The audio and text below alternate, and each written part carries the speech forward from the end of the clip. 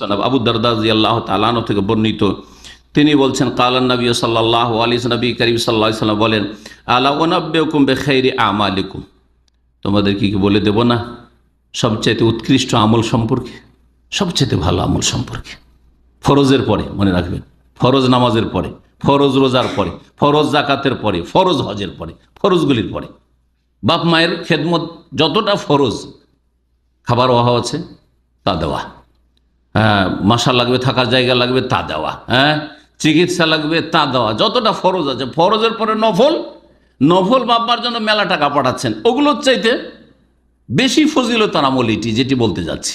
জি হ্যাঁ, অন্যান্য যে সুন্নত নফল ইবাদত বন্দেগী আছে, ভালো নেক কাজ আছে, সেগুলির চাইতে ফজিলতের নেকির কথা বলছেন এই হাদিসে নবী করিম সাল্লাল্লাহু আলাইহি ওয়াসাল্লাম। কিন্তু ফরজের পরে সব সময় আগে ফরজ ঠিক থাকতে হবে, তারপরে নফলগুলি, সুন্নত মুস্তাহাবগুলি কাজে আসবে।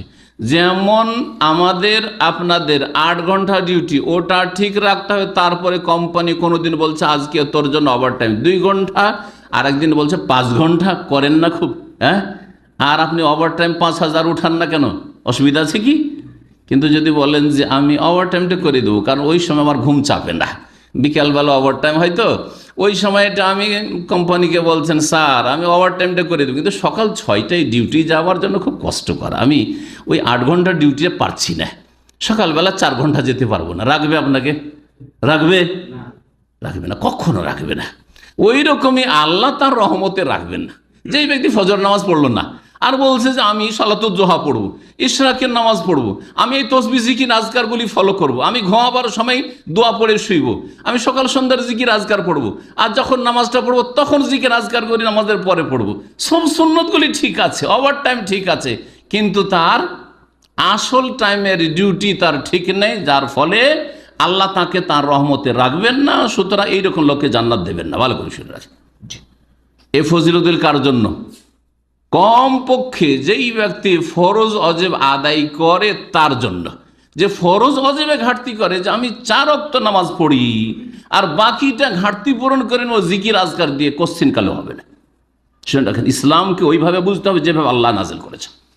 মুশকিল হচ্ছে আমাদের দেশের মানুষরা ইসলামকে নিজের খেয়াল খুশি বুঝেছে, সারা জীবন বহু হারাম কাবিরা করলো, সুদ আর ঘুষ আর শিরকি আকিদায় ডুবে আছে, কবর মাজারের আকিদায় ডুবে আছে, নামাজ ছাড়ছে, আর মনে করে যে এইরকম নফল কিছু ইবাদত বন্দেগী দিয়ে 49 কোটি নেকি হাসিল করে জান্নাত চলে যাবে। কোশ্চেন কালেও যেতে পারবে না, কোশ্চেন কালেও যেতে পারবে না। নবী করিম সাল্লাল্লাহু আলাইহি ওয়াসাল্লাম বলছেন, আলা উখবিরুকুম বিখাইরি আমালিকুম, তোমাদেরকে কি জানিয়ে দেব না তোমাদের সবচেয়ে উৎকৃষ্ট আমল সম্পর্কে, ওয়া আযকাহা ইনদা মালিকিকুম, এবং সবচেয়ে পবিত্র আমল সম্পর্কে, তোমাদের যিনি অধিপতি, তোমাদের যিনি মালিক মহান আল্লাহ, তার কাছে সবচেয়ে পবিত্র কাজ, সবচেয়ে পবিত্র আযকা।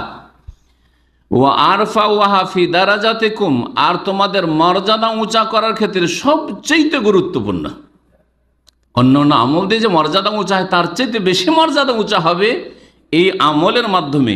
ওয়া খায়রুল লাকুম মিন ইনফাকিজ যাহাবি ওয়াল ওয়ারিকি, এবং স্বর্ণ চাঁদি খরচ করা, সাদকা খায়রাত করার চাইতেও বেশি নেকি হবে। কেউ স্বর্ণ গলার মালা খুলে দিয়ে দিল, হ্যাঁ, কানের গয়না খুলে দিয়ে দিল, হ্যাঁ, স্বর্ণ দান করলো, কেউ রূপা দান করলো, চাঁদি দান করলো, আর এই লোক এসব কাজ করছে না, এই আমল করছে যে আমলের কথা নবী মুহাম্মদ রাসূলুল্লাহ সাল্লাল্লাহু আলাইহি ওয়াসাল্লাম বলছেন। আর কি, ওয়া খায়রুল লাকুম মিন আন তালকাউ আদুওয়াকুম, আর এই আমল তোমাদের জন্য উত্তম হবে এর চাইতে বেশি যে তোমরা সামনাসামনি হলে, মুখোমুখি হলে তোমাদের শত্রু কাফেরের সাথে। জিহাদের ময়দান, জিহাদ করার চাইতেও বেশি ফজিলত পেয়ে যাবে। জি, ফাতাদরিবু আনাকাহুম, যখন মুখোমুখি হইলে শত্রু, তখন তোমরা তাদের গর্দন ওড়াচ্ছ, কারণ মুখোমুখি অস্ত্র চলছে, আর তারা ওয়াদরিবু আনাকাহুম, তোমাদেরও গর্দন ওড়াবার চেষ্টা করছে। তারা চলছে দুই দিক থেকে, কে কাকে পারে হত্যা করতে, এইরকম যুদ্ধ চলছে। এর চাইতে ভালো ফজিলতের আমল বলে দেব কি? কালু বালাই আর কতগুলি ফজিলতের দিক বলে নবী করিম সাল্লাল্লাহু আলাইহি ওয়াসাল্লাম। উত্তম আমল অতি পবিত্র আমল, মর্যাদা উঁচা করার ক্ষেত্রে সবচাইতে গুরুত্বপূর্ণ আমল, এবং স্বর্ণ চাঁদি খরচ করার চাইতে ভালো আমল, আর কি দুশ্মনের সাথে মুখোমুখি হয়ে লড়াই করার চাইতে ভালো আমল। 5টি দিক। এর চাইতে ভালো আমল তোমাদেরকে বলে দেব কি? সাহাবীরা বললেন যে ভালো ইয়া রাসূলুল্লাহ, অবশ্যই বলে দেন, কেন বলবেন না, আমরা তো চাই, আগ্রহী নেকির কাজে। কালা, নবী করিম সাল্লাল্লাহু আলাইহি ওয়াসাল্লাম বলেন যিকরুল্লাহ তাআলা, মহান আল্লাহর জিকির আজকার, মহান আল্লাহকে স্মরণ করা। তাহলে দেখেন, মহান আল্লাহ যদি দেখে বুঝেন তাহলে ভালো করে বুঝতে পারবেন। মহান আল্লাহকে যদি অন্তর থেকে স্মরণ না রাখেন, শুধু জবানে স্মরণ করেন নয়, অন্তরে স্মরণ না রাখেন, আর আপনি দুশ্মনের সামনে গিয়ে কখনো দুশ্মনকে দমন করে আসলেন, প্রতিহত করে আসলেন, তারপরেই যেহেতু আপনি আল্লাহর জিকির আজকার থেকে, আল্লাহর স্মরণ থেকে গাফেল, শয়তান আপনাকে গ্রাস করে ফেলেছে, যার ফলে আপনার ইমানই হারিয়ে গেল, বেদিন হয়ে গেলেন, বেনামাজি হয়ে গেলেন, পাপে ডুবে গেলেন, একটু প্রলোভন কোথাও পেলেন বা চাপের মুখে আসলেন, তখন সবকে জায়েজ মনে করে নিলেন। জি হ্যাঁ, হতে পারে কি পারে না? যেই ব্যক্তি আল্লাহর স্মরণ থেকে গাফিল হবে, সেই ব্যক্তি স্বার্থের জন্য চুরিও করে নিতে পারবে, ডাকাতিও করে নিতে পারবে, ধার নিয়ে বেইমানি করে নিতে পারবে। সুন্দরী একটা মেয়ে যুবতী দেখলে ও নিজেকে সামলাইতে পারবে না, যদিও হয়তো জিহাদের ময়দানে একবার গেছে, যখন আল্লাহর স্মরণ থেকে গাফিল হয়ে যাবে। কিন্তু আল্লাহর স্মরণ যদি সবসময় থাকে অন্তরে, তো কখনো পাপের কাছে যেতে পারবে না, কারণ যখনই শয়তান তাকে প্ররোচিত করবে পাপের জন্য, তখন আল্লাহ স্মরণ হয়ে যাবে। তাযাক্কারু আল্লাহ করে বলছেন, তখন আল্লাহ হঠাৎ করে স্মরণ, ফাইযা হুম মুবসিরুন, তখন চোখ খুলে গেছে যে না, আমি তো জাহান্নামের পথে যাচ্ছি, কখনোই কাজ করব না, কখনোই কাজ করব না। জিকির আজকার মানে শুধু মন্ত্র পাঠ নয়, ভালো করে শুনে রাখেন। আজকাল অধিকাংশ লোক যারাও জিকির আজকার করে, মুশকিলটা হচ্ছে আমাদের জিকিরে কি বলি তা বুঝি না, তরজমা বুঝলাম না, তার প্রতিফলন ঘটলো না আপনার জীবনের ওপর, কারণ আপনার কলবে নামে না ওই কথাটি, মুখে যেটা উচ্চারণ করছেন।